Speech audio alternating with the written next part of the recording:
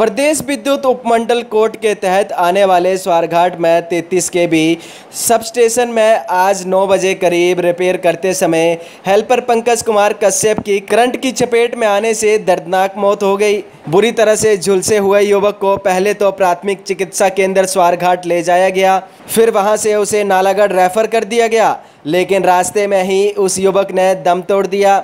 हादसे के बाद विद्युत विभाग में हड़कंप मच गया। स्वारघाट पुलिस ने कार्रवाई करते हुए शव को पोस्टमार्टम के लिए क्षेत्रीय हॉस्पिटल बिलासपुर भेज दिया है।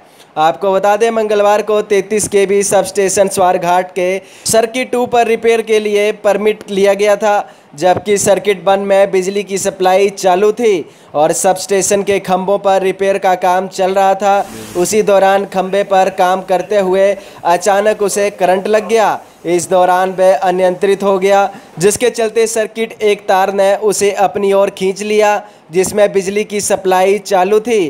कुछ सेकंड में ही उसके कपड़े जलकर राख हो गए। स्वारघाट पुलिस ने इस मामले के संबंध में जांच शुरू कर दी है और सब स्टेशन जाकर साक्ष्य जुटाए हैं। हिमाचल एक्सप्रेस के लिए बिलासपुर से ऋषु प्रभाकर की रिपोर्ट।